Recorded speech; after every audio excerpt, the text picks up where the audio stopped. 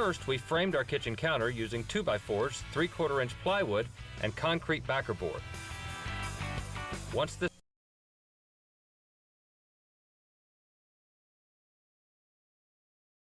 fire pit. Next, we cut and laid Tennessee bluestone on the face of our counter and the fire pit. Finally, we grouted between all of the stones for a finished look. Today we're going to be building an arbor, and joining me once again on our great adventure is the homeowner, Jim Howard. Hi, Jim. Hi, Jay. Ready to get busy? Well, I'm looking forward to having this arbor. We need a little shade over this area, I think. Absolutely. It's really going to make this a much more comfortable place to work. Let's get to work. Let's get started. Okay. It's going to be a lot easier to paint the different components of our arbor while we can get to all of the sides of them before we actually put it up. Now, this is the actual arbor top, and this is going to take more of a beating than any other part of your arbor because it's exposed to the sun more than anything else. The problem is, if you make this part out of treated lumber, it has a tendency to twist once it starts to dry out and cure, and that gives you an uneven look. So what we're going for is a nice, clean, straight look. So we're using regular lumber. We're going to put 2 coats of primer and 2 coats of paint. You ready? Let's get started painting. All right. For this application, we're using a heavy-duty exterior latex primer. Line up the boards on sawhorses and space them a few inches apart. You can then apply the primer and paint with a roller. This is a fast and easy way to get the best coverage. Prime and paint all of the wood components for the arbor before you begin construction.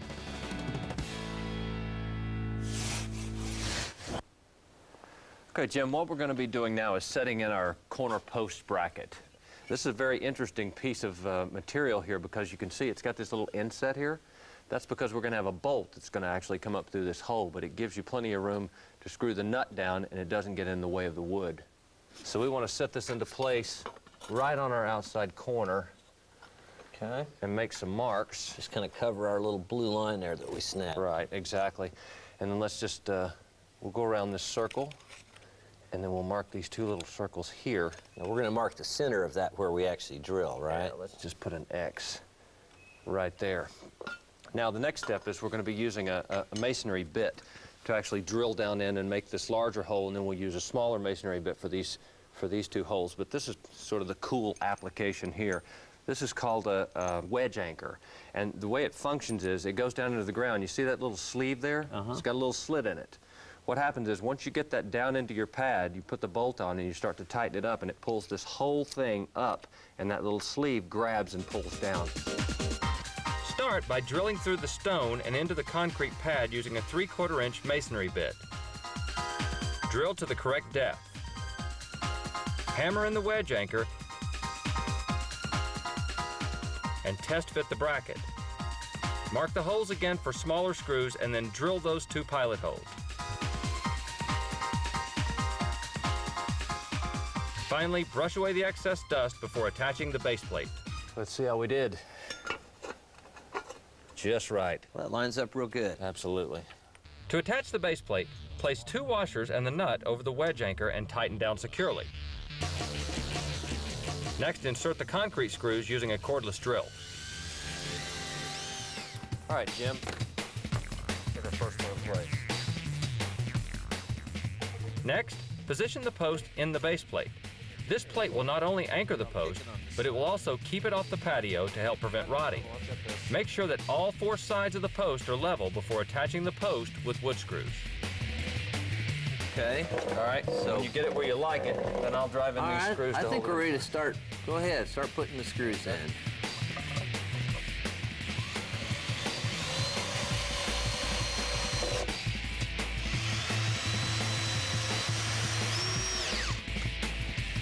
Now, we ready to put in the rest? Well, that wasn't too hard. Okay, moving on.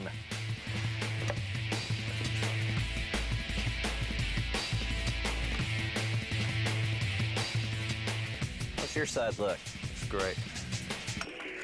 Right there. Take a look around here on the back. Okay.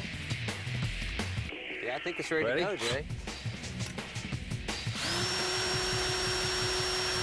That looks good. It sure does. Another interesting design element about these posts, 2 of the posts we left open at the end. We cut a 4x6 instead of a 6x6, and then we faced it with a 1-inch furring strip on both sides and put a 1x6 over it. What that gives you is a cavity. So if Jim ever wants to go back in and put in speaker wire, things of that nature, he can open this up, run the wire up through the post, fasten this back on, he's ready to go, and you don't have any exposed wires. We just tack these in with a brad nailer to make them easy to access, and this is a smart way to go. For more information on putting an outdoor kitchen at your house, check out our website at DIYnetwork.com. Stay tuned. When we come back, we'll brace the arbor post and start installing the header boards and joists. DIY brings you the show that spawned a generation of renovation. This Old House Classics. Weeknights at 7:30 Eastern on DIY Network. Success is best measured in the ideals an individual and a company strive to achieve. In addition to becoming a world leader in the manufacture of home improvement and building products, we support and integrate ourselves in the communities in which we operate. This corporate balance, achieved by years of dedication, is key to Masco Corporation's continued growth and our unwavering support of rebuilding communities across America.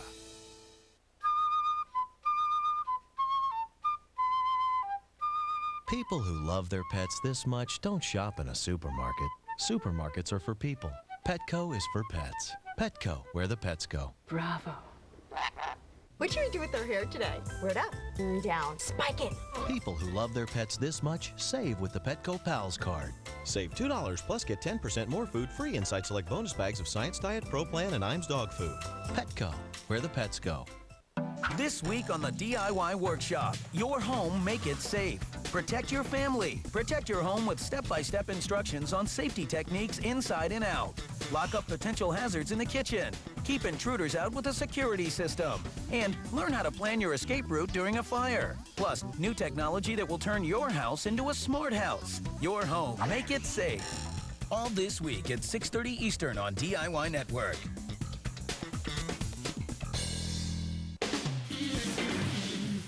Welcome back to Build an Outdoor Kitchen. That's good. Next. We're putting these braces in place because Jim and I are getting ready to install our header across our first 4 posts, and they're going to take a lot of banging one direction and the other. This really just helps to hold them in place and stabilize them so that they don't get out of plumb while we're doing the rest of the installation. All right. To brace the arbor posts, cut some scrap 2x4s and screw one end into the post near the top.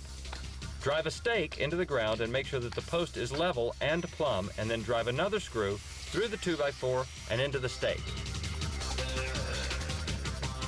Now it's time to attach the drop beams or header boards to the posts. These 2x12 boards will be anchored to either side of the post to help support the arbor. Measure and mark the correct length of each beam according to the plans. Use a circular saw to cut the board to length. Place the first beams against the outside posts and secure 3.5-inch decking screws. It's important to remember that our patio has a certain amount of fall in it for drainage. Well, we don't want that on our cabinets, our cabinet tops, or on these drop beams. We have to make sure that they're level.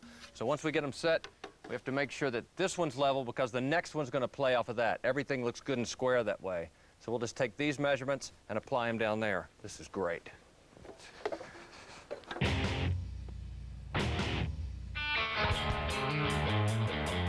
Once the first 2 drop beams are installed, pop a chalk line across the next set of posts. Our design calls for the bottom of each beam to be 14 feet above the ground. Line up the bottom of the next beam along the chalk line, check for level, and attach with decking screws. Repeat this process on the other side of the posts.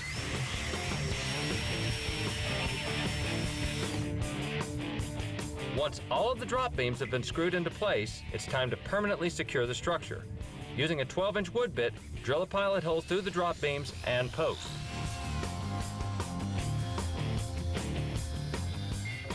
Next, hammer in a 12-inch carriage bolt. Slip on a couple of washers and the nut, and tighten securely.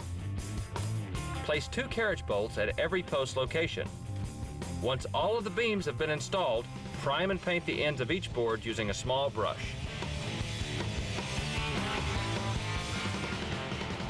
All right, Jim, these are our joists, and we're going to put a little corner detail on them, a 45-degree angle, but we have 22 joists. That's 44 cuts total, so it's well worth building what's called a jig, which is just a couple of pieces of plywood we're going to put together, put on the end of each one, mark them out. It'll make it all go a lot faster. All right.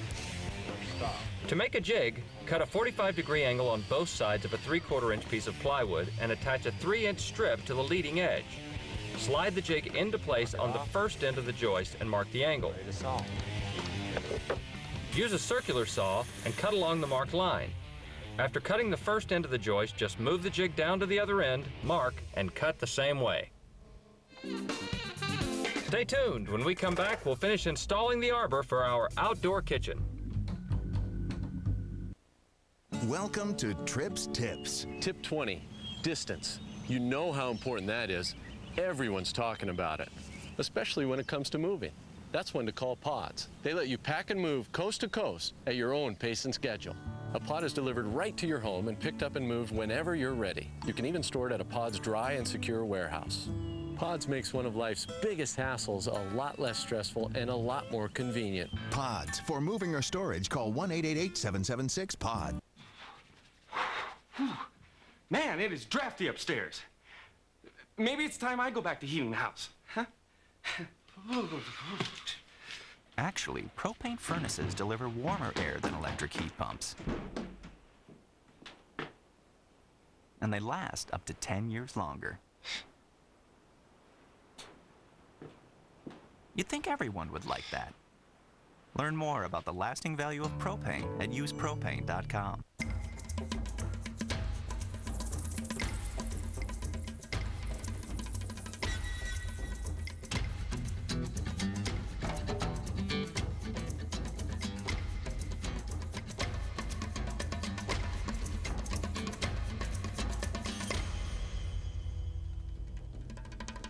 The freedom and flexibility to pursue your passions. Go RVing. Call for a free video and visit an RV dealer.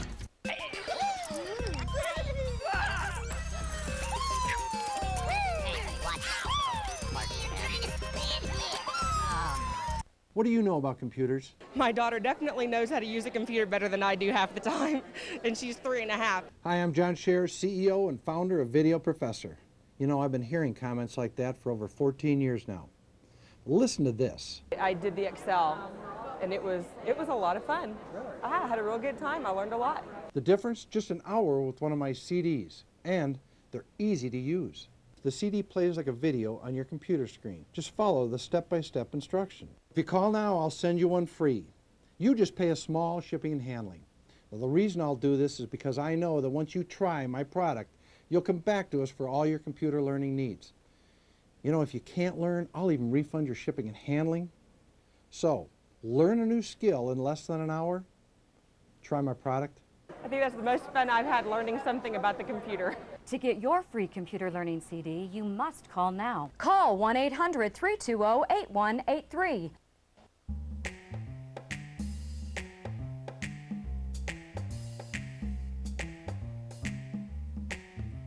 DIY, the Do-It-Yourself Network, is showing you the fine art of furniture making with Woodworks. Learn age-old techniques to handcraft your next project into a masterpiece. Woodworks, Saturday at 9 Eastern on DIY Network. If you're into pimped out rides, you gotta see Tricked Out from DIY. We'll give you the latest in auto trends and show you how to do it yourself. Tricked Out, Friday nights at 10 Eastern on DIY Network. Welcome back to Build an Outdoor Kitchen. All right, now it's time to start attaching our joist to our drop beam. And we're using these joist brackets, which are galvanized. They're very strong, and they're just going to go right up to the level there. We'll have a series of joists running this way, but first we have to put all of these in. So I'm counting 4 nails on each one of these, and we've got 84 of these brackets to put in according to our plan. What does that come to? That's 336. Right, which leads me to my next point. You can either hit those with a hammer all day, or we're going to use this nifty little thing called a palm nailer. Let me show you how it works. It's got a magnet in it. You just set your nail into place. If you'll hold that for me. All right. All right. Wow, that's slick. It's not bad, huh? So if you'll just set those into position for me, we'll get going.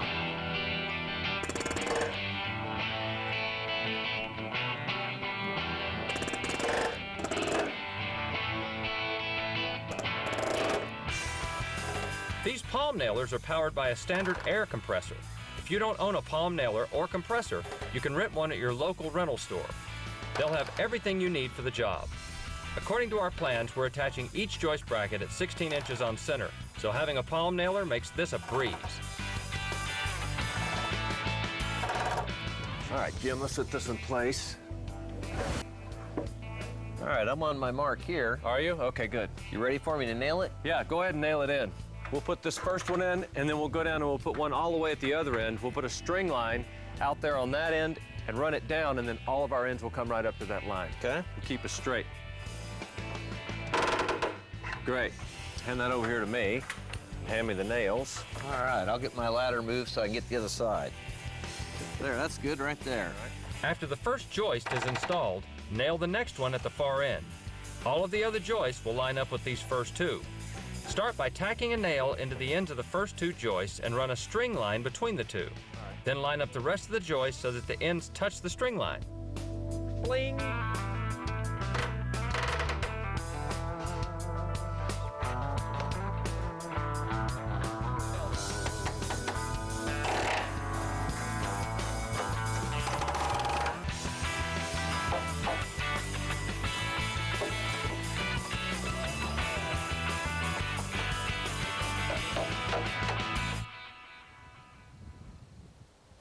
Okay, Jim, is this the 95? Yes, sir, that was 95. Now that all of the joists on the arbor are installed, the 2x2 strips that go on the very top can be cut to length and installed. These strips will be attached every 6 inches apart and will help provide shade on hot summer days. For maximum strength, cut the 2x2 strips at varying lengths, much like laying a hardwood floor. Well, as you can see, we've made a lot of progress on the top of our arbor. We're just putting these 2x2 strips all the way down, and we're spacing them out evenly. Ready? Okay, hand me that block right there. We've made these 6-inch blocks, and since these are 2x2s, that puts them 8 inches on center, but this makes the work go a lot faster because you just lay them in between the slats, screw them down, move on to the next, and they're all going to be evenly spaced. Also, we've got a string line across the end. When we lay them in, we push the end right up to that string line. That makes sure we have a nice straight surface all the way down the end. Place the spacer between two strips and fasten with a 3.5-inch decking screw. Place one screw at each joist every 16 inches.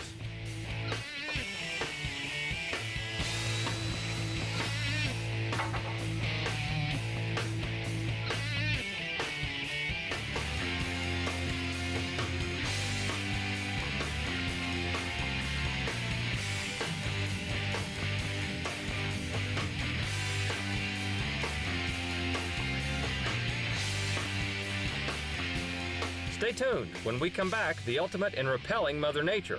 We'll install stainless steel countertops and put the finishing touches on our kitchen counter and raised bar.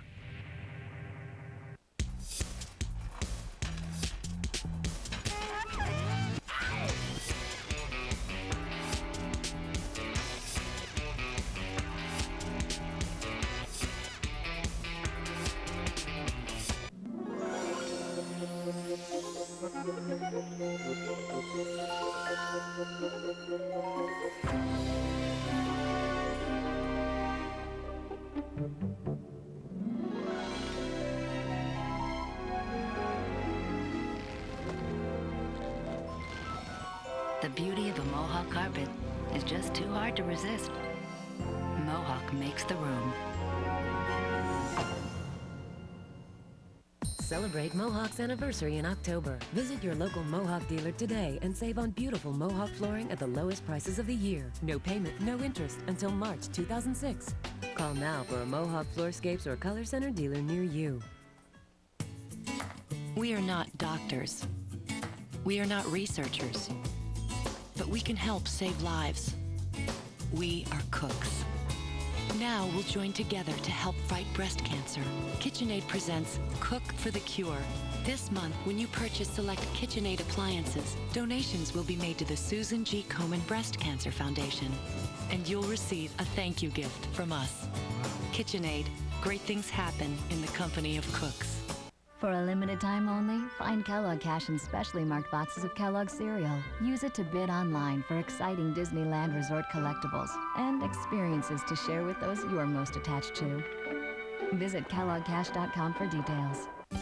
Success is best measured in the ideals an individual and a company strive to achieve. In addition to becoming a world leader in the manufacture of home improvement and building products, we support and integrate ourselves in the communities in which we operate.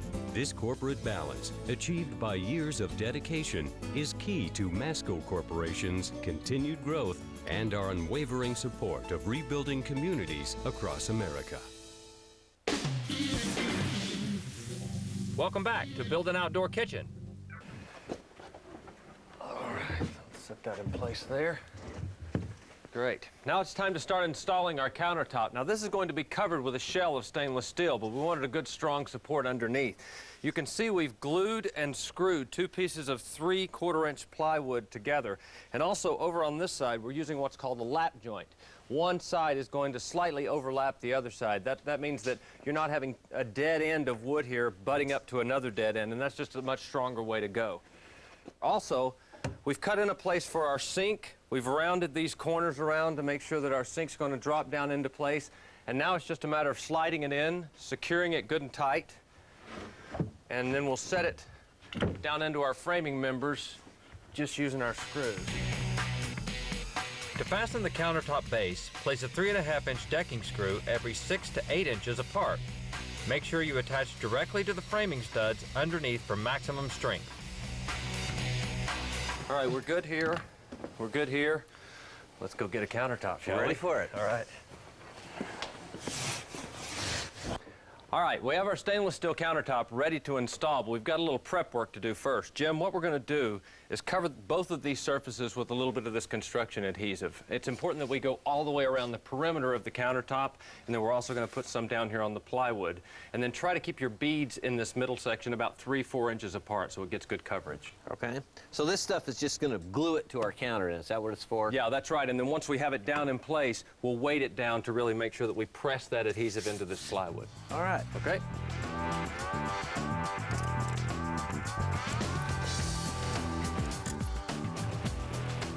When applying construction adhesive, you don't have to be very neat. Just be sure to get good coverage. The adhesive comes in tubes and is applied using standard caulking guns. Work fast, as this heavy-duty glue sets up quickly, and don't be sparing with the amount either. More is better in this case. Stainless countertops can be custom built for almost any design. These countertops are cut to exact dimensions off-site, so double-check your own measurements before ordering. To find a stainless steel specialist in your area, look under countertops or steel fabricators in the yellow pages.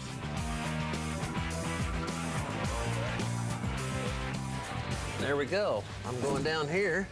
We're on. Wow, that fits perfectly. Yeah. To ensure a good bond, stand on the countertop and walk around to press the steel against the wood base. Just make sure to leave the protective plastic on the stainless steel to protect the surface.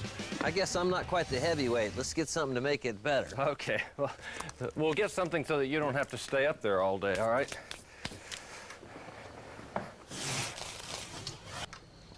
To attach the stainless steel countertop to the raised bar, apply the glue the same way. Run a series of beads every 3 or 4 inches apart. First on the underside of the steel countertop, and then directly onto the plywood base. I think I just ran out. Okay, me too. Perfect timing. Let's set it up there. Fit the countertop onto the base and press down firmly into place. Again, keep the protective covering on during this phase. I think we did it. Good deal. Great. Now, let's take these clamps just to help us hold on to it.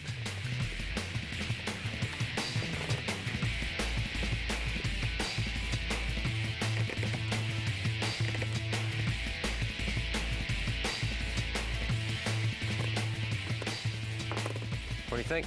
I think it's on there pretty good. Great. A few bar stools, you'll be ready to go. Let's do it. Okay.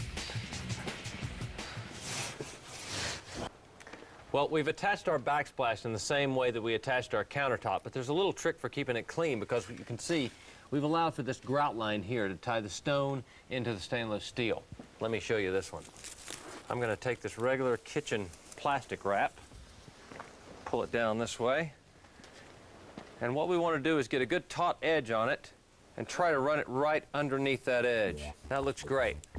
All right, the reason we're doing this is because our grout has a natural reaction with any kind of a metal and it will oxidize, which means that over time it'll turn it black. So when we're putting in this grout line, we have to be very careful of anything that might drop down on our surface.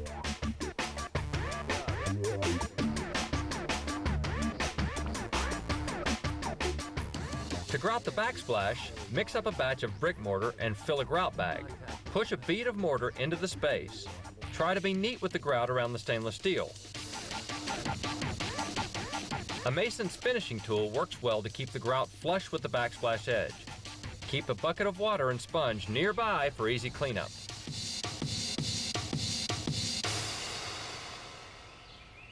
Well, our outdoor kitchen now has a new arbor to provide lots of shade in the summertime and stainless steel countertops that not only look beautiful, but will stand up to Mother Nature. Remember, for step-by-step instruction on this project or for more information on building an outdoor kitchen, check out our website at DIYnetwork.com. I'm Jay Baker. Thanks for watching us on DIY's Build an Outdoor Kitchen.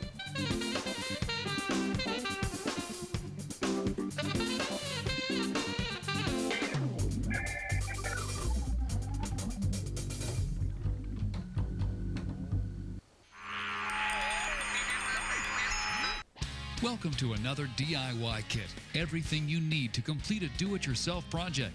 For detailed lists, instructions, and more, go to DIYnetwork.com and click on DIY Kits. Today's kit will show you how to install a garage door opener, and it's brought to you by the Home Depot.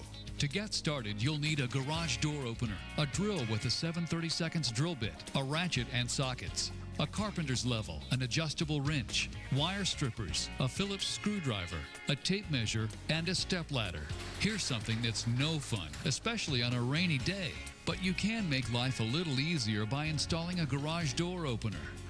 To begin, read the directions of your instruction manual thoroughly. This is not a hard project, but there are a lot of parts. First, install the bumper and coupler. Next, assemble the 3 rail sections by attaching the screw drive and rail straps at each section. Bolt the rails to the power drive. Then install the carriage stop and carriage. Finally, attach and connect the limit switches. Now, mark the location of the header bracket above the center of the door, assuring it clears the door's highest point of travel. Next, screw the header bracket to the wall and attach the rail to the header bracket. Position and mount the power head to the ceiling, checking that the rail is level. Then, mount the door bracket. Now, connect the door arms to the door bracket.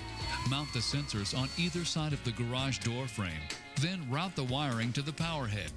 Now run wiring from the power head to the wall control and mount it to the wall near the door leading into the garage. With your new garage door opener in place, you'll wonder what you ever did without it. Log on to DIYnetwork.com for complete instructions. You'll also find how you can buy everything you need to complete this project, along with many other DIY kits. Today's kit has been brought to you by the Home Depot. You can do it. We can help. You can turn a high-traffic area into a high-fashion area. No one has a more stylish selection, and no one has more carpet know-how than the Home Depot. And nobody beats our prices. Only the Home Depot has Stainmaster's new Platinum Plus collection with the industry's best warranty. Installation is guaranteed through the Home Depot. It's premium carpet that's as soft and beautiful as it is durable. You can make your home wall-to-wall wonderful. Only at the Home Depot. You can do it, we can help.